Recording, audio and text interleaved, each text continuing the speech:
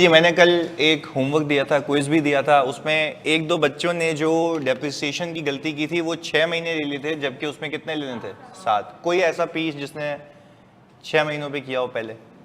नहीं, सारे 7 वाले थे। ओके, और फिर ये भी ख्याल रखना था कि उसमें पूछा गया था कि grant income for the year कितनी है। तो grant income for the year एक को मिला के बनेगी, दो को। एक था आपका ग्रांट रिलेटेड टू एक्सपेंसेस और दूसरा था आपका related to asset. And asset वाली तो रिवर्स कब होती है? जब आप डेप्रिसिएशन शुरू कर दें। ऐसा ही है भाई। चलें, अपने पास वो रीपेमेंट शुरू करने से पहले खाली यहां पे एक केस देख लेते हैं। ये मैंने आपको दिया भी था सवाल के लिए अलग से। ये आपके पास लिखा हुआ आ रहा है कि भाई grant related to depreciable asset. यूफोन ने ग्रांट रिसीव की है कितने की? 1 मिलियन की। तो हमने कहा कि मैं जनवरी 1 पे सिंपली 2020 पे एक एंट्री बनाऊं, कैश डेबिट और डेफर्ड ग्रांट क्रेडिट। कितने से भाई? 1 मिलियन से। ये तो हो गया आपकी रिसीट। और जल्दी से बता दो एक साथ मैंने उसको डेफर क्यों किया? Why not I recognize it as an income? क्योंकि सर आपने फ्यूचर में कंडीशन कंप्लाई करनी है। अच्छा, कंडीशन कंप्लाई यहाँ पे है एसेट का खरीदना, तो क्या खरीदते ही उसको पीएनएल में फेंकोगे या उसको डेफर करोगे till the time of useful life of asset? क्योंकि लॉजिकल बात है कि भाई आप अगर एसेट को खर्च होता हुआ दिखाएंगे तो वो यूज होगा तब होगा। तो आप ये बताएंगे कि उस खर्चे में से मेरा ये खर्चा बनता ही नहीं है, तो उसको ओवर द पीरियड आप रिवर्स करते रहेंगे। यहां तक क्लैरिटी है?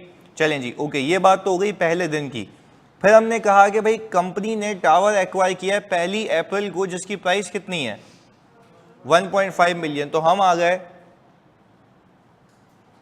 अप्रैल 1 2020 पे। आपने टावर्स को किया डेबिट और कैश को कर दिया क्रेडिट। कितने से भाई? 1.5 मिलियन से। ये हिसाब किताब हो गया। अच्छा, आइडियली हम आज से पहले इन दोनों को अलग अलग रखा करते थे, पर अब मैं आपको कह रहा हूं कि आप इसको नेट भी कर सकते हैं, ये भी आपके पास ऑप्शन है। तो अब पता है मैं करूंगा क्या? सुनना, मैं करूंगा ये कि ये जो मेरे पास डेफर्ड ग्रांट मौजूद है, ये वाली अमाउंट 1 मिलियन की, मैं कहूंगा इस अमाउंट से मैं अपनी डेफर को रिवर्स करूंगा और अपने एसेट की कॉस्ट को रिड्यूस कर दूंगा। आए करके देखते हैं, आ जाओ। हमने कहा कि भाई मैंने यहां पे डेफर्ड ग्रांट को डेबिट कर दिया और टावर्स को इटसेल्फ क्या किया? क्रेडिट कर दिया। कितने से? 1 मिलियन से। ये हिसाब किताब हो गया। अच्छा, मैं आपसे पूछूं कैरिंग अमाउंट या कॉस्ट ऑफ टावर आपकी किताबों में कितने की बची? 5 लाख रुपए की। अब वो कह रहा है कि आप बस इसको डेप्रिशिएट करें। मैंने कहा अच्छा रीजन बता दो भाई। रीजन ये कि वो कह रहा है इतनी लंबी करने से अच्छा है कि पूरा डेप्रिसिएशन बुक करो, इसमें से रिवर्स करो, पूरा डेप्रिसिएशन बुक करो, उसमें से रिवर्स करो। इससे अच्छा इस एसेट की कॉस्ट में इसको नेट कर दो। मैंने कहा इससे होगा क्या? बोल रहा है इससे होगा ये कि जो फ्यूचर में आपने अलग से इनकम रिकॉर्ड करनी थी ना, वो एसेट की कॉस्ट में नेट होके ऑटोमेटिकली डेप्रिसिएशन कम लेके आएगी। करके देख लेते हैं। मुझे बताओ, अगर मैं कहूँ इस सवाल में इस एसेट की लाइफ कितनी है? 5 साल। तो मैं जल्दी से अगर आपसे पूछूं कि मैं इसको डिवाइड कर दूं अगर 5 ईयर्स से और मल्टीप्लाई कर दूं 75,000। अच्छा, मैं कह रहा हूं ये 75,000 आपका depreciation expense for the year है। Depreciation expense for the year कितने का? 75,000 रुपए का। आप सिर्फ कैलकुलेटर पे मेरी तसल्ली के लिए काम करें। व्हाट इफ हम ग्रॉस मेथड पे होते? पर मंथ 9/12 है। ये मेरा 9 ऐसा है, 9 थोड़ा सा ऐसा है बट 9 है। सही है भाई, 9 यही आ रहा है ना? 75,000 रुपये। ओके, अब मैं अगर कहूं what if we will solve it using fair value method और ग्रॉस मेथड। अच्छा, हम कह रहे हैं व्हाट इफ मैं इसको फेयर वैल्यू मेथड से यूज करूं या ग्रॉस मेथड से, दोनों बात एक ही है। तो आप मुझे बताएं, पहली एंट्री तो सेम होगी ना, मैं खाली ये वाली एंट्री नहीं बनाऊंगा जो मैंने रिवर्स किया है। तो मैं इस केस में जल्दी से बताओ मेरे बच्चों में डेप्रिसिएशन एक्सपेंस कितना बुक किया करता? हाँ जी, इस केस में डेप्रिसिएशन एक्सपेंस आता आपका 2 लाख रुपीज, 225,000, और यहां पे आपके टावर्स हो जाते क्रेडिट 225,000 से। ये कितना परसेंट डेप्रिसिएशन? 100%। अच्छा, फिर आप एक एंट्री बनाते डेफर्ड ग्रांट डेबिट और ग्रांट इनकम क्रेडिट। सर ये आप बनाते ऐसे, आपको मिले कितने थे? 1 मिलियन। इसको डिवाइड करते किससे? 5 ईयर्स से। इसको मल्टीप्लाई करते 9/12 से। जल्दी बताओ कितना आता है? 150। अच्छा, अब आप मुझे बताओ, आपके पास आपके पीएनएल के अंदर ये एक इनकम आई और ये एक एक्सपेंस आया। इस इनकम और इस एक्सपेंस को नेट करूं 75,000। ऊपर भी कितना आया? It depends upon the companies policy कि क्या कंपनी उसको नेट मेथड पे रखना चाहती है या ग्रॉस पे। आपके दिल की ख्वाहिश में जानता हूं, आप कहते हैं नेट पे करो, कहानी खत्म, 2 एंट्रियां बनाने की झंझट हमें नहीं चाहिए। तो एग्जामिनर आपसे भी अच्छा है, वो कहता है दोनों से करके दिखाओ, इससे भी और उससे भी। पहले दोनों में क्या कोई मतलब अमाउंट्स का फर्क हो जाएगा या प्रेजेंटेशन का? बस प्रेजेंटेशन का। सिंपल लॉजिक है। वो कह रहा है कि भाई आप अगर फ्यूचर में अलग अलग इनकम ट्रांसफर करते रहें या उसको आज ही एसेट की कॉस्ट में नेट कर दें तो फ्यूचर में आने वाला डेप्रिसिएशन क्या होगा? कम हो जाएगा, और उसी अमाउंट से कम हो जाएगा जिससे इनकम बुक होती। बात क्लियर है? हाँ ना, नॉन करेंट एसेट कम हो गया ना यहाँ पे। हाँ, एक केस में, क्योंकि आपने देखो ग्रॉस रखा हुआ है ना, तभी तो उसका नाम क्या है? Gross method. वो कौन सा मेथड है? नेट। नेट में मतलब डेफर्ड ग्रांट नेट हो चुकी है। ग्रॉस का मतलब क्या? वो अलग है, ये अलग है। उसकी अकाउंटिंग अलग चलाओ, उसकी अकाउंटिंग अलग चलाओ। क्लैरिटी है? पक्की बात है? इसको कॉपी कर लें जल्दी से। बैलेंस शीट में बता देते हैं आपको। अगर हम नेट मेथड पे हुए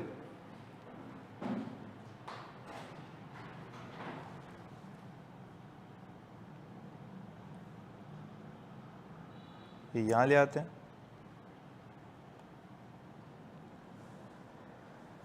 अगर हम नेट मेथड पे हुए तो सिंपल उसूल है, आपकी बैलेंस शीट में जो टावर्स आ रहे होंगे उसकी कैरिंग अमाउंट पता है कितनी होगी? 5 लाख रुपए से आपने शुरू किया था, कितना डेप्रिशिएट किया, कितना बच गया? 425। बस ये आपकी बैलेंस शीट में आ रहा होगा।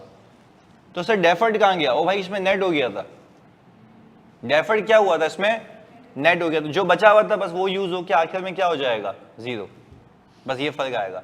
अगर व्हाट इफ यही बैलेंस शीट तुम लोग बनाते ग्रॉस की, तो एसेट आपका अलग आ रहा होता, डेफर्ड का बैलेंस, और फिर उस दिन पे तुम अगर उसी एसेट के बैलेंस में उसी डेफर्ड को नेट करो तो यही आंसर आ जाएगा। करके देख लो। मुझे बताओ, अगर ग्रॉस मेथड होता तो टावर की कैरिंग अमाउंट कितनी होती? 850 होती। हाँ, आप कहेंगे 1.5 मिलियन माइनस 225,000 कितना आता? 1275। ओके, फिर हमने कहा एक आपके पास डेफर्ड ग्रांट का लायबिलिटी में बैलेंस आ रहा होता। अच्छा, वो कितने का होता? 1 मिलियन का, या 1 मिलियन माइनस 150? 1 मिलियन माइनस 150 तो हो गया। सही है? आप ये कह रहे हैं यहां पे कि आपके उस टोटल एसेट के लिए इतना मुझे गवर्नमेंट ने फंडिंग की हुई है जो बची हुई है। अगर आप इस पॉइंट ऑफ टाइम पे इसको नेट करो, आता है? तो नेट मेथड में और ग्रॉस मेथड में फर्क समझ आता है? वहां पे नेट पे चल रहा है, यहां पे ग्रॉस पे चल रहा है। At any point of time उसको नेट करोगे, आंसर क्या आएगा? सेम आएगा। क्लैरिटी है? कॉपी करें उसको जल्दी से भाई। अभी ज्वाइन किया तैमूर। देखो तैमूर, हमने अभी ये सिखाया मैंने कि हम नेट मेथड पे भी अकाउंटिंग कर सकते हैं डिपेंडिंग अपॉन के एग्जामिनर या कंपनी क्या चाहती है। मैंने सबसे पहले जो ग्रांट रिसीव की वो 1 मिलियन की थी। उस 1 मिलियन की ग्रांट के रिलेटेड मैंने एसेट बाय करना था, मैंने वो बाय किया 1 अप्रैल 2020 को। और वो कितने का था तैमूर? देखो लिखा हुआ दिख रहा है, 1.5 मिलियन का। अब मैंने ये कहा यार मैं अपनी पॉलिसी ऑफ अकाउंटिंग ये रखता हूं कि 1.5 मिलियन के एसेट को अलग रखने से अच्छा है और डेफर्ड को अलग रखने से अच्छा है मैं इस डेफर्ड को इस एसेट की कॉस्ट में क्या करूं? नेट कर दूं। मैं बोलूं भाई मुझे नेट कितने का पड़ा वो देख लेता हूं, क्योंकि भाई 1.5 मिलियन में से तो 1 मिलियन की फंडिंग किसकी थी? गवर्नमेंट की तरफ से थी। तो आपको नेट एसेट कितने का पड़ गया? 5 लाख रुपए का। तो मैंने पहले दिन पे ही अपने एसेट को किस पे कर दिया? 5 लाख रुपए। इससे होगा क्या? इससे होगा ये कि जो आगे के, सुनना मेरी बात ये वाली फोकस होके, इस 1 मिलियन को नेट करने से होगा ये कि आगे के आने वाले सालों में जो 1 मिलियन पे डेप्रिसिएशन होगा वो सेव हो जाएगा। आगे के आने वाले सालों में जो 1 मिलियन की अमाउंट पे डेप्रिसिएशन होगा वो क्या होगा? सेव हो जाएगा। लॉजिकल बात है, जब तुमने कॉस्ट से हटा दिया तो वही अमाउंट आगे कैरी फॉरवर्ड नहीं होगी। तो सिंपली आपका जो डेप्रिसिएशन बुक होगा वो 5 लाख रुपए पे होगा। वो मैंने करके दिखा दिया आपको। कितना आ रहा था वो? 75,000 का। ऐसा ही है। तो अगर मैंने बोला अलग अलग भी करके देखो तब भी नेट इंपैक्ट कितना आता है? 75,000। और उसकी प्रेजेंटेशन में फर्क भी ये आ जाएगा कि आपके पीपी की कैरिंग अमाउंट भी ग्रॉस पे मौजूद होगी या नेट पे? नेट पे। बस ये बात की हमने। तैमूर क्लियर है? एक ब्रीफ ओवरव्यू जल्दी से बताओ। इस सवाल में रिक्वायरमेंट तो कुछ भी नहीं थी, इससे सवाल था। रिक्वायरमेंट ये थी कि नेट और ग्रॉस दोनों बना के दे दो। सही है?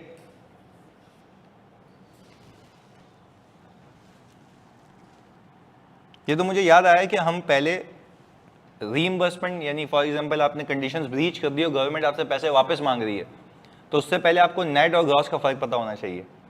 तो हमने वो भी देख लिया। Although we know the accounting, but आपको फर्क पता हो कि उससे चेंजेस कहाँ कहाँ आएंगे और क्या क्या होंगे, तो वो सीख लिया।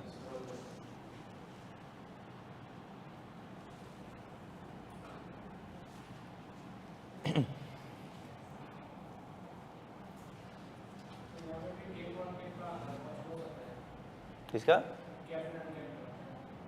समझा नहीं। कैप्ड और अनकैप्ड का नहीं ना, आपने तो पीपी खरीद लिया ना, बस पीपी के लिए पैसे दिए हैं। हाँ, आप ये कहो कि मैंने एक हद से ज्यादा पैसे खरीद लिए और फिर गवर्नमेंट मुझे कह रही है कि वो मुझे और पैसे दे देगी, तो फिर आप ऑब्वियसली बात है ग्रांट रिसीवेबल डेबिट करके डेफर्ड को क्रेडिट करोगे, क्योंकि उसको भी एसेट की लाइफ पे ही फेंकोगे ना। जब एक्सपेंस एक्सेस हो जाए, भाई गवर्नमेंट बोले आपको 2 मिलियन का एसेट खरीदना था, आपने मस्ती की 2.5 का खरीद लिया, एक्सेस कितना है? 5 लाख रुपए। तो अब आप अपने आप से ये पूछ लो क्या ये 5 लाख रुपए के एवज वो कुछ एडिशनल देगा? अगर देगा तो रिसीवेबल बुक कर लो, तो उसकी इनकम नहीं बुक कर सकते। क्यों?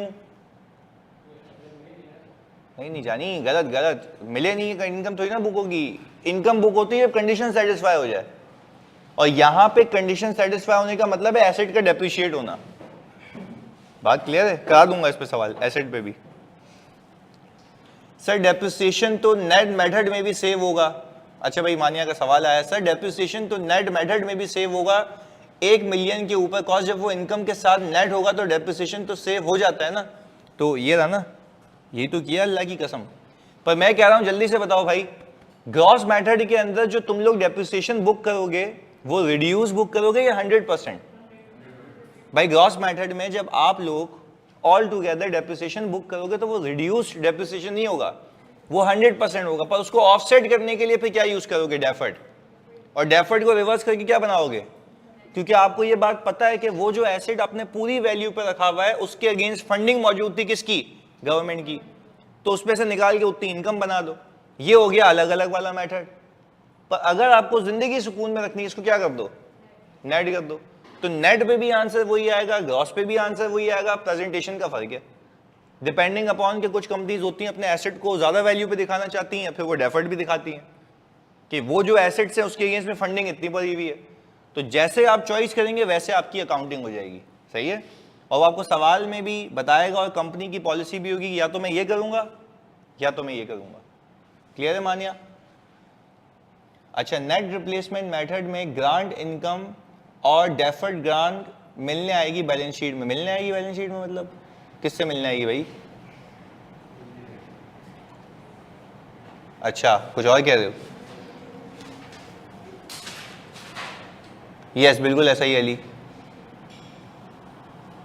हाँ भाई देखो जल्दी बताओ। आसिम कह रहे हैं कि सर अगर हम नेट रिप्लेसमेंट मेथड पे होंगे तो बैलेंस शीट में आपको डेफर्ड ग्रांट नहीं दिख रही होगी।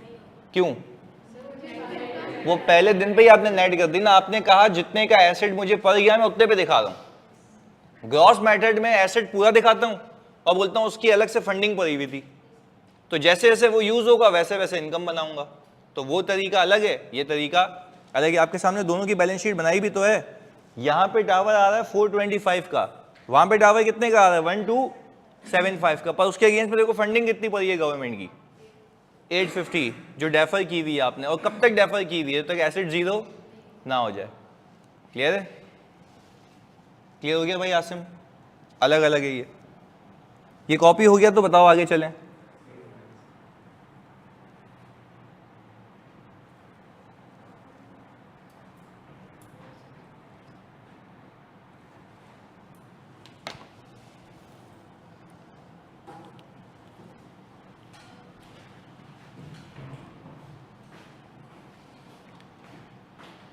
हाँ भाई जल्दी बताओ, इसमें कोई आवश्यकता, कोई मसला?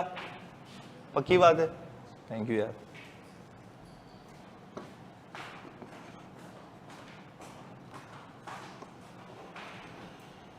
Sir fair value and gross method, fair and gross value method, भाई ये तो आज तक किया था ना तैमूर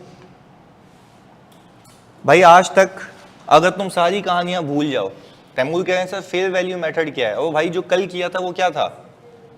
कल लिखा भी था ऊपर कि वो फेयर वैल्यू मेथड है, ग्रॉस मेथड है। तैमूर इसमें मतलब ना समझने की क्या बात है मेरा बच्चा? ये देख ले भाई, अगर तुम सिंपल इसकी अकाउंटिंग करते जो कल की थी तो आप ये पैसे लेके आते तैमूर, ये वाले जिसको अभी मैं डब्बे में बंद करूंगा, ये वाले, ये एंट्री बनती? हाँ या नहीं जल्दी बताओ तैमूर, ये वाली एंट्री बनती?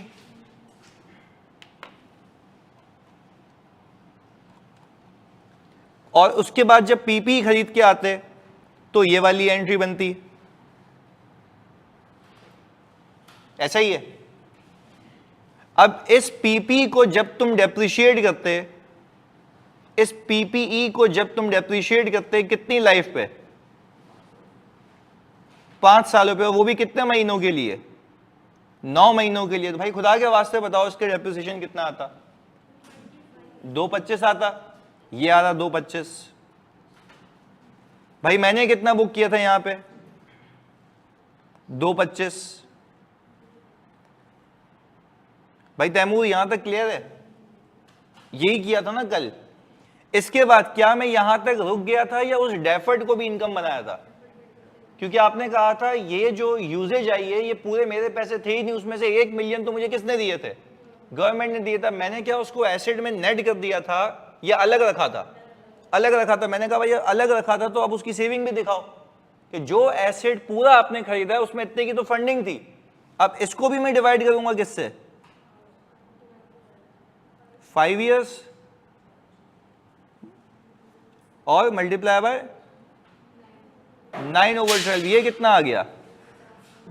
150। ऐसा ही है। अब ये 150 की इनकम और ये 225 का डेप्रिसिएशन आपस में नेट कितना हो गया? 75,000। यहां पे डायरेक्ट कितना आ रहा है? 75,000। क्लियर है?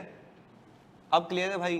बोला आ गई समझ? ओके चले भाई। यानी यार इसमें कोई कंफ्यूजन नहीं होनी चाहिए कि नेट और ग्रॉस में से फर्क कितना है, नेट का और ग्रॉस का। जी कौन सी वाली एंट्री? ये वाली एंट्री जो है ना, ये सिर्फ तब बनेगी जब आप कौन सा मेथड पे जाएंगे, नेट, ओनली व्हेन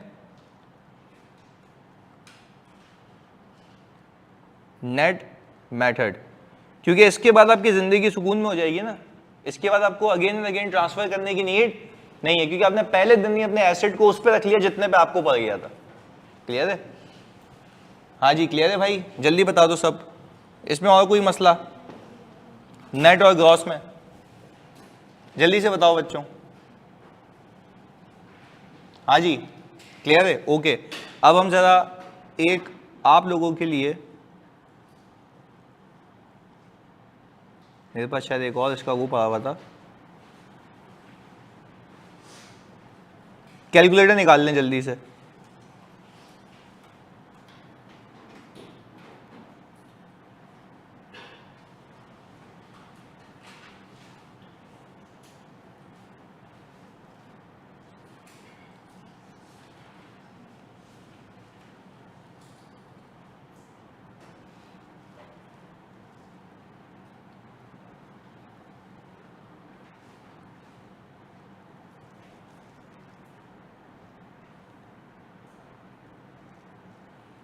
चलो भाई अब हम इसको देख लेते हैं इस तरीके से।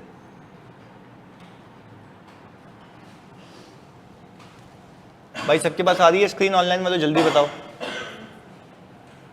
ये तुम लोगों के लिए मैंने वो समरी बनाई है कि जब तुम इसको देखोगे तो सारे कॉन्सेप्ट रिवाइज हो जाएंगे जितने भी होंगे इसके पर। क्या उसमें से एक पोर्शन अभी दिखा देता हूँ।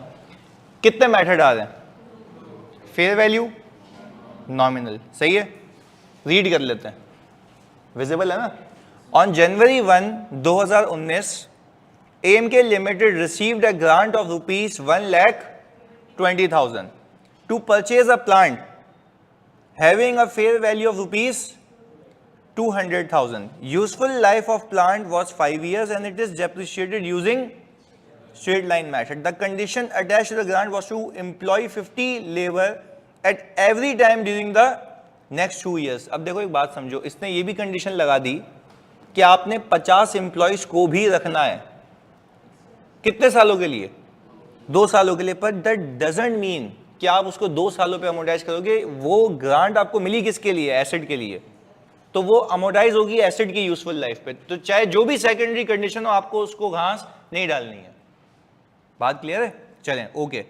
अब अगर मैं जनवरी 1, तुम लोग जल्दी जल्दी बताओगे मुझे, जनवरी 1 पे क्या एंट्री बनाऊं? Cash debit, deferred grant, income credit, ऐसा ही है।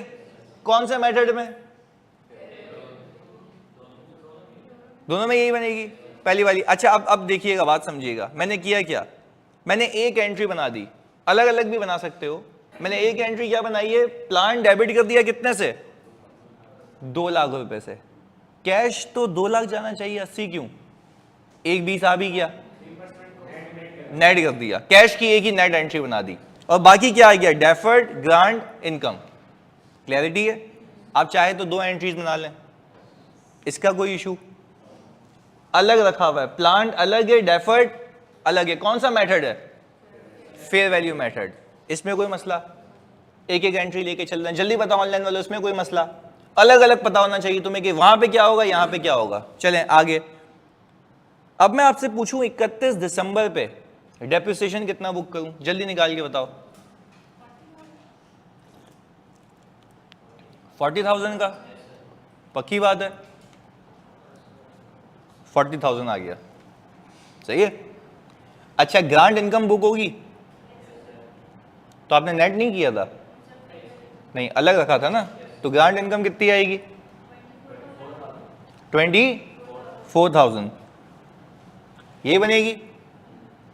डेप्रिसिएशन अलग चल रहा है, ग्रांट इनकम अलग चल रही है। आपने बोला पीपी पूरे पे मौजूद है, उसके अगेंस्ट में फंडिंग अलग पे मौजूद है। वो यूज होगा, ये इनकम बनेगी, वो यूज होगा, ये इनकम बनेगी। जस्ट टू शो दिस कि वो जो यूजेज है वो पूरा मेरा खर्चा नहीं है, वो गवर्नमेंट से पैसे मिले थे। यहां तक कोई मसला? पक्की बात है? ऑनलाइन वालों जल्दी बताओ, क्लियर है? जल्दी से। हाँ भाई, कंडीशन मीट ना करे तो भी सिखाऊंगा ना कि पैसे वापस करने पड़ेंगे। ये भी नहीं करे तब भी वापस करने पड़ेंगे पैसे, सही है? तो वो कंडीशन तो जो भी लगा रहा है पूरी करनी पड़ेगी, बट अगेन आपने इसको इनकम बनाना है over the period of assets life. देखो सैलरी का एक्सपेंस, आप दो चीजों को मिक्स कर रहे हैं। सैलरी का एक्सपेंस होना एक अलग बात है, वो तो ये बोले या ना बोले वो तो होगा। यहां पे मकसद क्या है, इस ग्रांट इनकम को या डेफर्ड को मैं कितने सालों पे लेके जाऊं, आइदर 2 सालों पे, आइदर 5 सालों पे। नहीं करेंगे ना। देखो ये जो ग्रांट मिली है किसके लिए मिली है, लिख के क्या दिया हुआ है, एसेट के लिए। दैट मीन्स कि कहानी वही खत्म हो गई। अदरवाइज वो लिख के देगा कि इतने पैसे इसके लिए मिले हुए, इतने पैसे इसके लिए, वो तो लिख के क्या दे रहा है ऊपर देखो ना, received a grant to purchase a plant. तो दैट मीन्स कि ये ग्रांट रिलेटेड टू एसेट है। तो अब जो उसके साथ सेकेंडरी कंडीशन अटैच हुई हुई है वो एड ऑन कंडीशन है, उसकी कंप्लायंस मुझे करनी है, अदरवाइज मुझे पैसे वापस करने पड़ेंगे। But for the purpose of recognising income मैं उस 2 सालों को नहीं कंसिडर करूंगा, मैं एसेट की लाइफ को देखूंगा, क्योंकि ये ग्रांट रिलेटेड टू एसेट है। क्लियर है? कोई सवाल था यहां से? हो गया क्लियर है? ओके चलें, यहां तक बात हो गई, समझ आ गई। अब मुझे बताओ दिसंबर 31, 2020 पे डेप्रिसिएशन कितना बुक करूंगा? सेम ग्रांट इनकम होगी, सेम। जब जब होगा ट्रांसफर करोगे, कोई मसला? पक्की बात है। ये हो गया एक पेज। अब इसी को किससे सॉल्व करें? नेट मेथड से। सही है, नॉमिनल वैल्यू मेथड। चलो जल्दी से सोच के बताओ, पहले दिन पे जब मुझे ग्रांट रिसीव हुई तो मैं कैश को डेबिट करूंगा और डेफर्ड को क्रेडिट कर दूंगा। क्लियर है? पीपी ले आऊंगा। अब क्या डेफर्ड को अलग रहने दूं या एसेट में नेट कर दूं? नेट कर दूं। पक्की बात है। अच्छा मैं ये शो कर रहा हूं यहां पे कि भाई मुझे नेट इतने का ही पड़ गया, सिंपल। चलें, अब हमने कहा जनवरी 1 पे प्लांट आपने 2 लाख रुपए से लाए, यही है ना? आपको फिर पैसे मिले। अब इस डीजीआई को किस में नेट कर दूं? प्लांट में। ये हो गया। अब प्लांट रिड्यूस होके कितने पे आ गया? यानी you are saying that your net cost is ₹80,000। वहां पे क्या कहते हो, कॉस्ट पूरी है, जब यूज हो रहा है तो यूजेज में बचत है। यहां पे बोल रहे एसिड ही नेट है, और जो अब यूजेज आएगा वो ग्रॉस आएगा या नेट आएगा? नेट आएगा, क्योंकि आपने बोला नेट इतने का पड़ गया। डेप्रिसिएशन बताओ कितनी आती है? 16,000। चेक कर लो, पक्की बात है। चलें, डेप्रिसिएशन ये आ गया, तो वहां पे तो 24 आ रहा है, वो सॉरी 40 आ रहा है, उसकी इनकम भी है ना। तो अगर हम ये देखें, ये देखो शक्तियां, कितना हो गया? 16 आ रहा है। बात क्लियर है? तो this was the logic behind के वहां पे भी मामलात सेम है, यहां पे भी मामलात सेम है। क्लियर है भाई? पक्की बात है। This is called presentation skills. सही है? तो ये आपने देख लिया। ये मैं तुम्हें स्क्रीनशॉट लगा के दे देता हूँ उसके ऊपर, ताकि तुम्हारे काम आ जाए। ये प्रेजेंटेशन की एक पूरी समरी बनाई हुई है मैंने, जिसको तुम लेटे लेटे वक्त टिक टिक करते रहना, पूरा ये रिवाइज हो जाएगा। सही है? सारे कॉन्सेप्ट है इसके अंदर, तो A to Z सबका सब रिवाइज हो जाएगा यहाँ से। क्लियर है भाई? अब फेयर वैल्यू मेथड में और नेट मेथड में कोई कंफ्यूजन? पक्की बात है, कोई टेंशन नहीं है इसमें। चलें, इसका मैं स्क्रीनशॉट लेके वहाँ लगा दूँ। हाँ जी, जल्दी बता दो ऑनलाइन वालों, क्लियर है ये?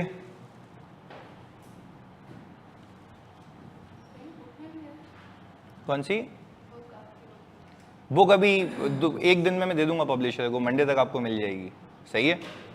अच्छा, ये मैं यहाँ पे यार मॉक सैटरडे को ही दे दो ना तुम लोग। हाँ मैंने कहा तो ना कि सैटरडे को, क्यों उसमें उसका भी है ना ऑडिट का, वो सैटरडे को कर लें।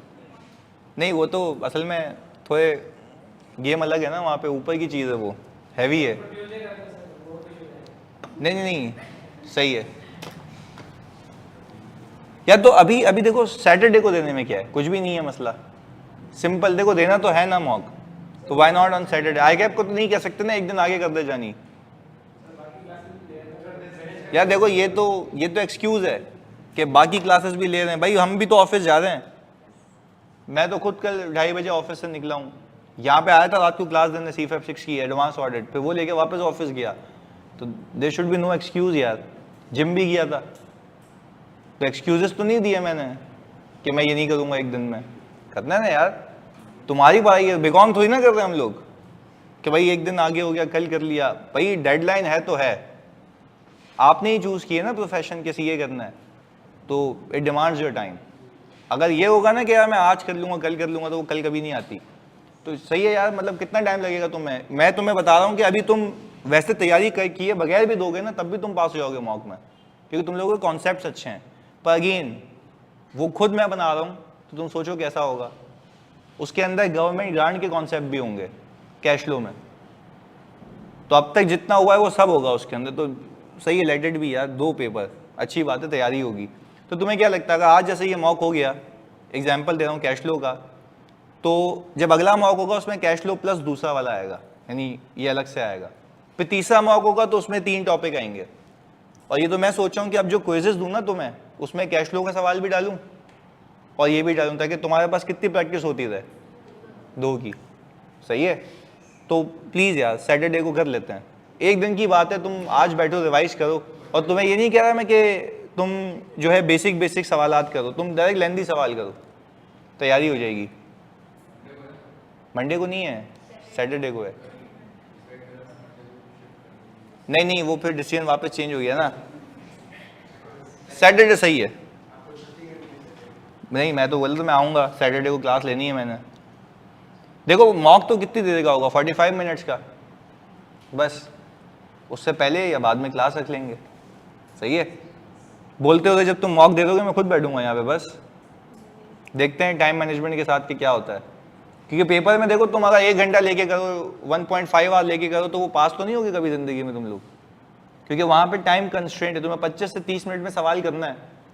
तो वो तब होगा जब तुम मैक्सिमम सवाल सॉल्व करोगे। सही है, चलें, ये तो बात हो गई यहाँ तक। अब हमारे पास टाइम है जिसमें हम ऑल टुगेदर अच्छे से रीपेमेंट ऑफ ग्रांट को देख सकते हैं। क्लियर है, हेडिंग डाल दें अपने पास, repayment of grant.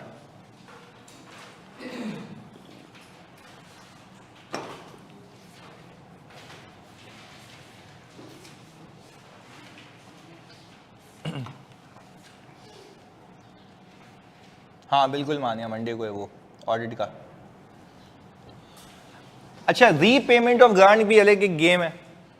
Repayment of grant आपको इस तरीके से समझना चाहिए कि मुझे गवर्नमेंट ने पैसे दिए, और आपको पता है मुझे गवर्नमेंट कितने मकासद के लिए पैसे देती है, या तो एक्सपेंस या तो एसेट, या तो एक्सपेंस या तो एसेट। अच्छा, हम पहले ये सीख रहे हैं कि मुझे पैसे मिले थे एक्सपेंस के लिए, सही है, और मैंने किसी पॉइंट ऑफ टाइम पे आके कंडीशन ब्रीच कर दी, तो अब वो मुझसे पैसे वापस मांगेगा। तो अब हमें ये सीखना है कि वो जो पैसे वापस मांगेगा उसकी अकाउंटिंग क्या होगी। पर अगेन इस बात को अपने भेजे में फिक्स कर लेना कि मैं ये सिखा रहा हूं repayment of grant when grant was received as a condition for expenses. ये लिख लो अपने पास कि रीपेमेंट ऑफ ग्रांट है रिलेटेड टू एक्सपेंसेस। फिर उसमें एसेट नहीं घुसा देना अलग से, आप दोनों कॉन्सेप्ट्स को अलग लेके चलो, एक्सपेंस वाला अलग है, एसेट वाला अलग है, बस ये बात याद रखनी है।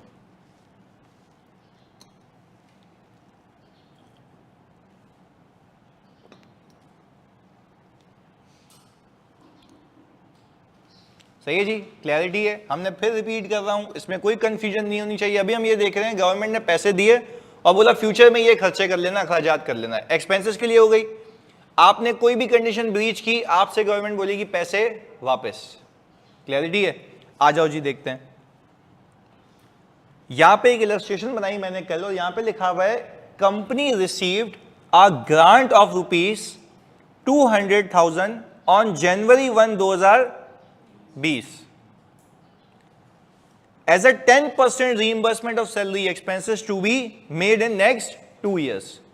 यानी आपको हर एक खर्चे के एवज 10% का रीइंबर्समेंट मिला है। तो मुझे बताओ ये 2 लाख रुपए कितने एक्सपेंडिचर को करने के लिए मिला होगा? 2 मिलियन, यानी कैप इज 2 मिलियन। ऐसा है, कैपिंग कितनी है? 2 मिलियन की। और हमें कैसे पता भाई ग्रॉस अप करके? तो टेक्निकली वो मुझे हर 1 रुपए के खर्चे पे 20% वापस कर रहा है, 10% वापस कर रहा है। आगे अच्छा भाई, कंडीशन ये है कि ये खर्चे अगले 2 सालों में हो जाने चाहिए। अच्छा भाई, 2020 से पहले हम जनवरी की एंट्री बना लेते हैं। जल्दी बताओ, जनवरी में क्या एंट्री बनाओगे? जनवरी 1 2020, कैश डेबिट डेफर्ड क्यों भाई? क्योंकि सर आपने कंडीशन तो मीट नहीं की ना। अच्छा, क्या ये आप नेट कर सकते हैं? सर एसेट में नेटिंग होती है, एक्सपेंस में कहां से नेटिंग हुई? वो तो होगा, तो याद रखिए, पता चले इस पे भी चिपका दो, एक्सपेंस में नेट कर दिया। नहीं, पास कंडीशन में तो नेट तो होती नहीं ना, सीधी इनकम हो जाती है ना। तो ये सोच, मैं बोल रहा हूँ, ये गंदी सोच नहीं आनी चाहिए दिमाग में हमारे कि मैं एक्सपेंस में नेट कर दूं। एक्सपेंस में नेटिंग हो ही नहीं सकती। क्लियर है? तो सिखाने का मतलब ये कि ये नहीं सोचना कि डेफर्ड ग्रांट मौजूद है, इसको एक्सपेंस में चिपका देता हूं। कौन से एसेट में नेट करोगे, कौन से एक्सपेंस में नेट करोगे? नेटिंग सिर्फ किस में होती है? एसेट के केस में। तो ये होता है ना कि कल को एक बच्चा ग्रुप पे मैसेज करे कि सर अगर मैं इसको एक्सपेंस में नेट कर दूं तो ये वाला पाप नहीं करना। सही है, ये मना कर रहा हूं। ये सोच नहीं आनी चाहिए गंदी दिमाग में कि इसको भी नेट कर दूं। नहीं, एक्सपेंसेस के रिलेटेड नेटिंग नहीं होती, एसेट के केस में होती है, क्योंकि वो डेप्रिशिएट होता है। तो आप बोलो नेट इतने का पड़ गया, ये तो आप वेट ही तब तक कर रहे हैं कि जब तक आप वो खर्चा ना कर लें तब तक ये इनकम नहीं बन सकता। क्लियर है? दोनों में फर्क है। चलें, हमने कहा हम आ गए सर 31 दिसंबर 2020 पे। आपने यहां पे भाई सैलरी एक्सपेंस डेबिट किया होगा और कैश क्रेडिट किया होगा। कितने से भाई? 6 लाख रुपए से। एक चीज तो आपको याद है ना कि टोटल खर्चा कितने का करना है? 2 मिलियन का। उसने लिख के दिया कि as a reimbursement of expenditure to be made in next 2 years. तो चलो, अब सवाल में तुम ऐसा नहीं करना एग्जाम में, मैं ये भी बताता हूँ, ये सारे वो अपने पास एक्सपीरियंसेस बता रहा हूँ जो बच्चों के साथ हुए हैं। सवाल में बच्चा देख रहा है कि सर 6 और 8 कितना हो गया? 14। ऐसा ही है ना? तो बच्चा बोलता है आज ही मैं इनकम नहीं बुक करूंगा। मैं बोलूंगा तुम नजूमी हो, तुम्हें अगले साल का पता था। नहीं है ये बात समझ? वापस से भाई, वो तो सवाल है ना, वो तो आगे की इंफॉर्मेशन तुम्हें देगा। अब बच्चा बोल रहा है सर आज तो मुझे पता है ना कि अगले साल नहीं मीट हुआ। अबे मैं बोल रहा हूं भाई, आज तुझे पता है तो आज तू कौन से साल में? आज वाले साल में। क्या तुम्हें पता था अगले साल खर्चा कितना होगा? नहीं। तो अगले साल जाओगे, देखोगे तो पता लगेगा। क्लियर है? तो आज फ्यूचर को देख के डिसाइड नहीं कर लेना। हाँ, अगर आज तुम्हें खुद पता है कि मैं आगे करूंगा ही नहीं, तो फिर आपने बुक ही नहीं करनी ना। वो तो कंडीशन है कि इफ यू आर सर्टेन कि आप कंडीशन मीट करेंगे तो आप इनकम बनाए, अदरवाइज आपको वो भी बनाने की नीड नहीं है। पर in the absence of any information मैं कहूंगा भाई मेरी तो कंडीशन चल रही थी, और ये अंदाजा कब चेंज हुआ?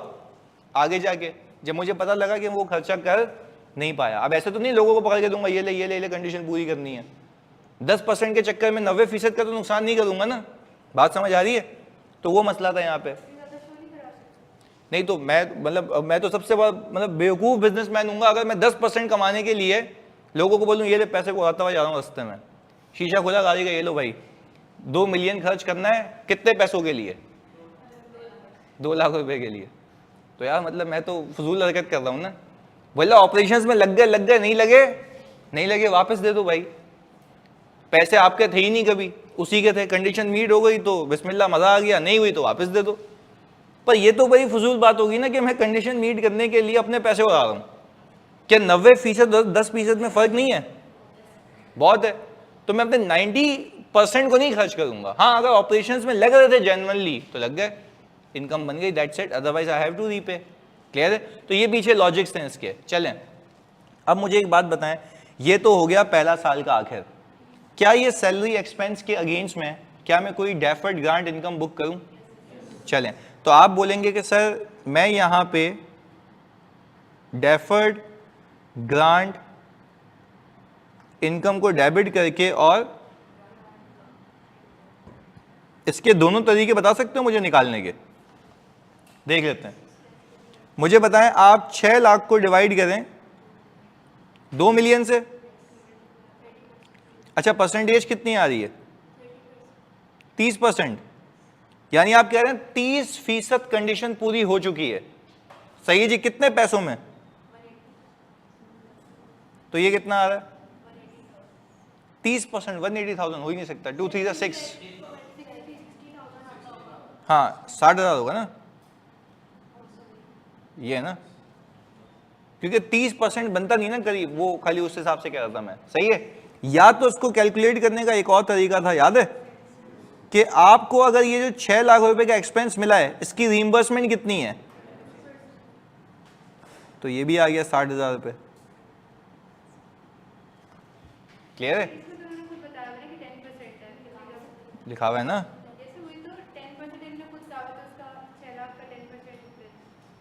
तभी तो हमने कहा ऐसे भी निकाल सकते हैं और ऐसे भी निकाल सकते हैं, दोनों तरीके हैं हमारे पास। कि भाई आप ये कह रहे हैं ना कि आपको तो टोटल खर्चों के 10% के मिले हुए हैं पैसे, तो अगर मैं टोटल खर्चे को टोटल से डिवाइड करूं, उस पर वो लगाऊं तब भी आंसर सेम आएगा, खर्चे पे 10% लगाऊं तब भी आंसर सेम आएगा, बात तो एक ही है। तो हमने कहा कि ये फिनोमिना हमें पता है। अच्छा, ओवरऑल बेसिस पे तुमसे पूछूं, कितने फीसद पहले साल में कंडीशन पूरी हो चुकी है? 30%। आपने इनकम कितनी बना दी है? 60,000। मुझे जवाब में सिर्फ ये बताओ, आपके पास 2020 के एंड पे बैलेंस शीट के अंदर, हाँ भाई जल्दी से बताना, बैलेंस शीट के अंदर आप लोगों के पास कितना डेफर्ड?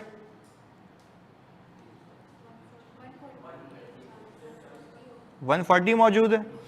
तो 60 कहां गया? इनकम, क्योंकि आपने जितना एक्सपेंस कर लिया था उसकी इनकम बना दी मैचिंग प्रिंसिपल के लिए, क्योंकि आपने कहा था 2 मिलियन में से आपने कितने खर्च कर लिए? नहीं, 2 मिलियन में से 6 लाख रुपए खर्च कर लिए, ऐसा ही है ना। तो 2 मिलियन में से जब 6 लाख रुपए खर्च कर लिए तो उसी का उतना प्रोपोर्शन इनकम बन जाना चाहिए जितने परसेंट कंडीशन मीट हो चुकी है। पहला साल क्लियर है? पक्की बात है? कोई कंफ्यूजन? ओके जी, ऑनलाइन में तो जल्दी कंफर्मेशन दो तो आगे चलें। हम आ गए ईयर 2 के अंदर। अच्छा, ये फाइनल ईयर है ना, और ईयर 2 हो गया हमारा 2021। क्लियर है? आप मुझे बताएं यहां पे सैलरी एक्सपेंस कितना हुआ? 8 लाख रुपीस। अच्छा, कैश कितना? 8 लाख रुपए। अच्छा, आप जरा बात समझिएगा, यहां पे मैंने यहां पे ये देखा कि 8 लाख रुपए को डिवाइड कर दूं मैं किससे, तो परसेंटेज कितनी आती है? 40%। 40% आ गया। अच्छा, अब मैं यहां पे रुक के सोच रहा हूं, एक बात समझिएगा, बताइएगा भी मुझे फिर। या मुझे ये नहीं बात समझ आ रही कि पिछले साल कितनी कंडीशन मीट हुई थी? 30%। इस साल 40%। कुल मिला के क्या आगे कोई साल बाकी है? खत्म। मुझे लगता है बेवकूफ़ी है कि मैं इस साल इनकम बुक करूं, क्योंकि मैं सारे पैसे गवा चुका हूं। नहीं, ये बात समझ। देखो, मैं कह रहा हूं कि मैं इनकम बुक करूंगा ना, तो अल्लाह की कसम फिर रिवर्स करनी पड़ जाएगी। तो जब आज ही मुझे पता है कि मैं कंडीशन इस साल ब्रीच कर चुका हूं, तो मुझे पैसे वापस करने हैं। तो क्या ये पैसे मेरे पैसे हैं या बस गए मेरे पास से? गए मेरे पास से। अच्छा, अब होल्ड ऑन, यहां पे मैं फिर रिपीट कर रहा हूं, मैं यहां पे इनकम नहीं बुक कर रहा, मैं यहां पे लिख भी देता हूं, we will not recognize income because we have breached the stipulated conditions.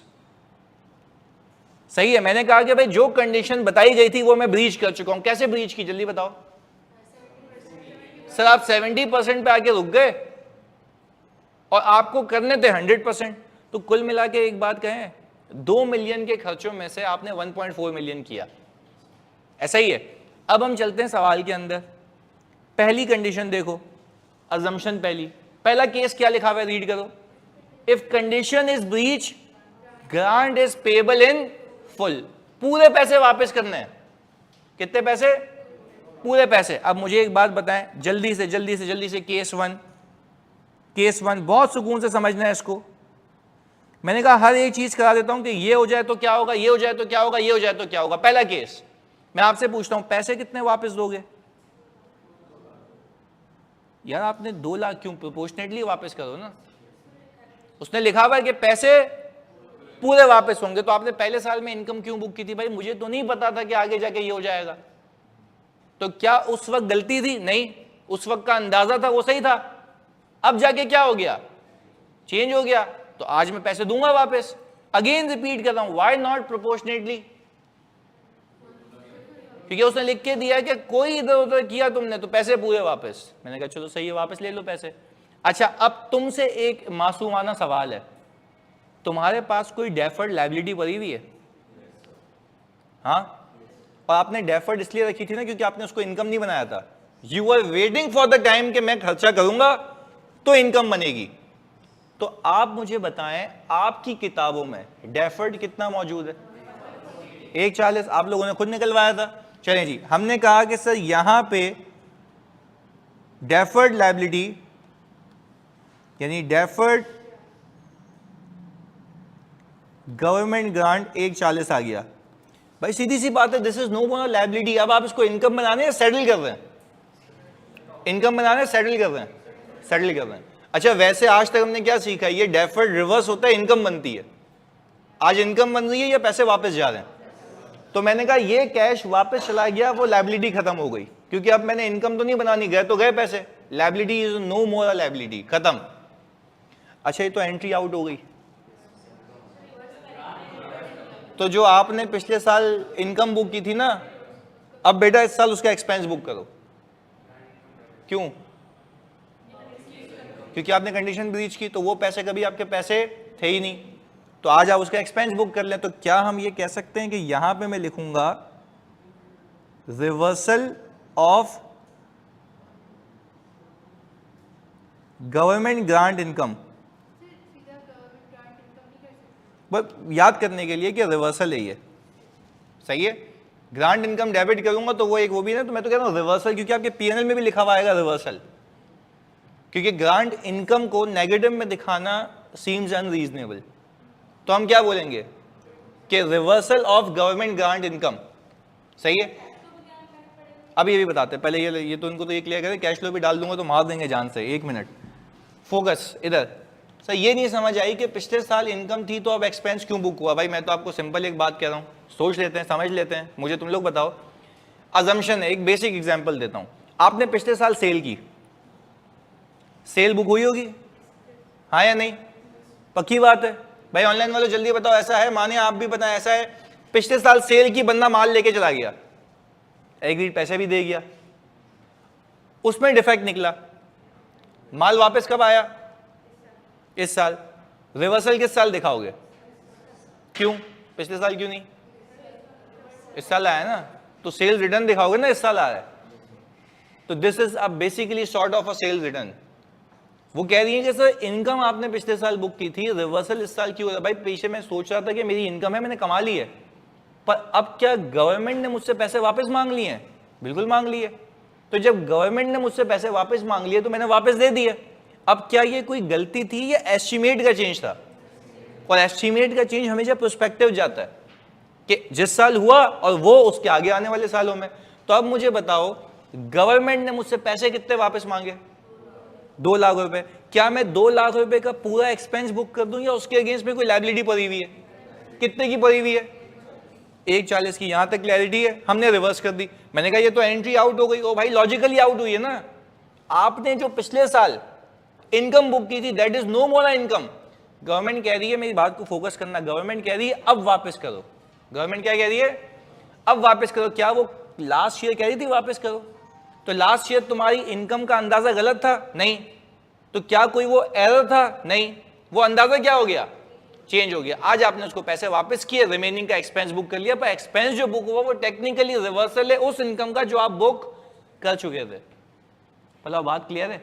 अच्छा, सिंपल क्या लिखा हुआ है देखो मैंने यहां पे, the balance of DJI is reverse by the amount of for any additional repayment the grant income previously book shall be reversed. अंग्रेजी है ना, वो तो देख के मुश्किल लग रही है ना। इस पे बिठा देते हैं इसको, इस पे पेमेंट की, डेफर्ड ग्रांट को क्या किया, और बोल रहे जो एक्सेस पेमेंट की है उसका मतलब ये है कि पिछले सालों में जो आपने इनकम बुक की थी वो इनकम नहीं है, रिवर्स कर दो उसको। वही तो किया। विद ऑल द प्रूफ्स कि ये हुआ है। वापस से अंग्रेजी को रीड करते हैं, आ जाओ। द बैलेंस ऑफ डीजीआई, जल्दी बताओ इस मेरी वाली एग्जांपल में बैलेंस ऑफ डीजीआई कितना है भाई? 140 लिख दें यहां पे। ओके जी सर, हम कह रहे हैं balance of DJI is 140 by the amount of repayment for any additional repayment. कितनी है ये? 60,000। हाँ भाई, the grant income previously book shall be reverse, ये भी कितनी थी? 60,000। तो कुल मिला के पेमेंट कितनी हो गई? यही हुआ है। मैंने सिर्फ इस अंग्रेजी को कॉन्सेप्ट में तब्दील किया है बस। ये लिखा हुआ IFRS में, हमने उसको नंबर्स में कर लिया। अच्छा, उसूल क्या है? इनकम बुक करते रहो। कब तक? जब तक कंडीशन ब्रीच। जिस टाइम तुम्हें पता लगा कंडीशन ब्रीच हुई है, क्या इनकम बुक होगी या पैसे वापस जाएंगे? अच्छा, पैसे जल्दी बताओ कितने वापस गए? क्या आपने 2 लाख रुपए का पूरा एक्सपेंस बुक कर लिया? ये लायबिलिटी मौजूद है। देखो, एक्सपेंस तो तब बुक करूंगा ना जब इनकम बना चुका हूँ। आप बोलोगे भाई इतने तो बनाए नहीं थे, ये ले ले वापस, रखे भी तेरे लिए थे, मुझे पता था आगे भंड होगा, दे दिए वापस। तो फिर ज्यादा पैसे दे दिए। वो क्यों दिए? क्योंकि जो पहले वाले पैसे भी है वो भी मांग रहा है। सही है। तुम लोगों ने अगर दूसरा केस बता दिया ना तो मजा आ जाएगा। सुनना, दूसरा केस क्या है भाई? या तो पहला वाला होगा या दूसरा वाला होगा, दोनों एक साथ तो नहीं हो सकते ना, म्यूचुअली एक्सक्लूसिव है ना। या तो वो होगा या तो ये होगा। या तो गवर्नमेंट ये तो नहीं कहेगी पूरे भी दे आधे भी दे, बोले ये क्या पागल हो गए, कैसी बातें कर रहे हो। या तो पूरे पैसे या तो प्रोपोर्शनेटली। ये क्या लिखा हुआ है? If conditions breach grant is payable. अच्छा, प्रोपोर्शनेटली का मतलब ये है कि जितनी कंडीशन पूरी हो गई वो हो गई, वो पैसे मैं आपसे नहीं मांग रहा। तो आप मुझे जरा ये बताते हैं मेरी तसल्ली के लिए कि केस 2 के अंदर पैसे कितने वापस करूं?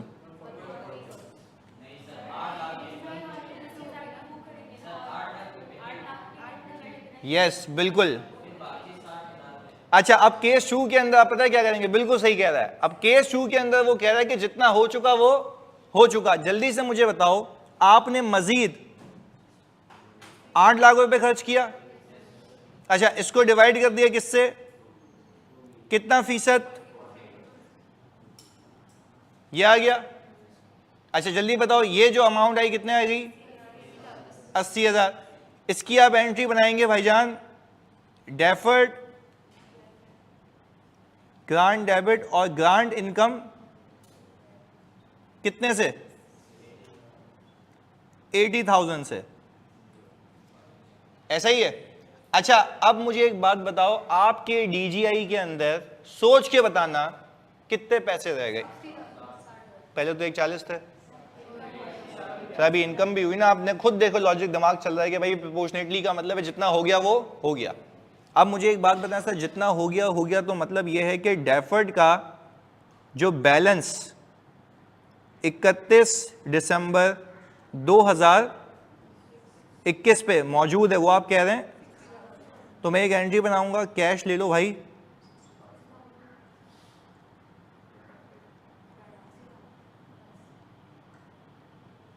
भैया कहानी समझ आती है? ये उसूल है। रिवर्सल ऑफ इसलिए नहीं होगा ना क्योंकि वो कह रहा है जितना तुम पूरा कर चुके हो वो माफ है, जितना नहीं किया शाबाश वापस दे दो पैसे। क्लियर है? तो पहले और इसमें जल्दी से बताते हो क्या फर्क है? पहले उसने बोला भाई पुराने भी वापस करो। अच्छा, अब आपका सवाल ये होना चाहिए कि सर केस 2 में भी पहले मैं इनकम बुक करता तो आपका फिर रिवर्सल ज्यादा आता। नहीं समझे? देखो, केस 1 के अंदर मैंने कोई इनकम बुक की थी नहीं, सिर्फ पिछला रिवर्स कर दिया था। मैं कह रहा हूं अगर आप चलें ये बेवकूफी कर भी लें कि आप 1 साल की इनकम बुक कर लें, पर अल्लाह की कसम फिर वो वापस रिवर्स हो जाएगी। क्यों? क्योंकि पूरे पैसे वापस करें तो इनकम बुक करके रिवर्स करने से कोई लॉजिक नहीं बनती ना। यानी टेक्निकली क्या इस बात को मानते हो 80,000 की इनकम बुक करोगे, गवर्नमेंट आपसे कितने मांगेगी? तो 2 लाख रुपए आपने वापस दिए, 80 की इनकम पहले ये रिवर्स होगी और पिछली वाली भी रिवर्स होगी, बैलेंस कितना रिवर्स हो जाएगा? 60। तो कहने का मतलब ये है कि आप इनकम बुक करके भी रिवर्स ही कर रहे होगे। तो क्या ये करने की नीड है? नहीं। क्लैरिटी है? पक्की बात है? यानी सबको क्लियर है?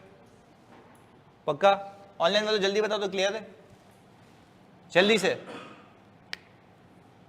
दो केसेस किए हैं इसके हमने। पहला केस क्या था, 100% रीपेमेंट, दूसरा केस क्या था, प्रोपोर्शनेट रीपेमेंट।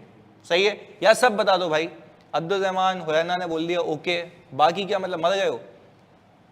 अच्छा आप कह रहे हैं ओके भाई, नुमान भी कह रहे हैं सही है, डन है सर, वेरी गुड भाई, क्लियर है ना। मैं फिर रिपीट कर रहा हूँ, उसमें इतनी सी कंफ्यूजन नहीं होनी चाहिए, क्योंकि आगे देखो मैं वैसे यूजुअली करवाता था IAS 23 PP और फिर ये सारी चीज़ें, पर मैंने कहा चलो सही है, ये सारे एंसिलरी टॉपिक्स करवा के इसको PP में मैं चिपका दूंगा सबको, तो ये मिक्स आएगा। आप लोग, मैं किसी का देख रहा था कि एक बोरिंग कॉस्ट में भी वो गवर्नमेंट ग्रांट वाला है, वो नेट करता है एसिड में से, ऐसा है उसमें, तो वो भी ऐसी बात है यहीं से उड़ के गया है कॉन्सेप्ट। जब ये क्लियर नहीं होगा तो वो क्या समझ आएगा? तो there is a proper sequence, ये कह रहा हूं। तो इसको हम सारे कॉन्सेप्ट्स को कहां कनेक्ट करेंगे, PPE में, और फिर आगे जाके ऐसे तुम्हें क्विज़ेस मिलेंगे, मॉक्स मिलेंगे मेरे, जिसके अंदर तमाम के तमाम स्टैंडर्ड्स की टेस्टिंग होगी मिक्स। अगर एग्जामिनर पूछता है मिला के तो कोई मसले वाली बात ही नहीं है, पूछे, आपको उसकी एप्लीकेशन आएगी कि वहां से यहां की लिंकेज क्या है। क्लियर है? चले जी, ये क्लियर हो गया। अब इसमें एक केस रह गया मेरा कि 50% वापस करना है, पर अभी वो ऑब्वियसली हो नहीं पाएगा, 7 मिनट्स है हमारे पास, इसको हम करेंगे कल। पर आज जो आपको क्विज मिलेगा वो किस हद तक मिलेगा, 2 की हद तक, और repayment of grant related to expense होगा बस, क्योंकि एसिड अभी हमने सीखा नहीं है। क्लैरिटी है? चलो जी मिलते हैं अगली क्लास में, अल्लाह हाफिज़। एक्सपेंस बेटा कैपिटलाइज नहीं होता ना, मानिया, इसलिए। सही है? हाँ जी।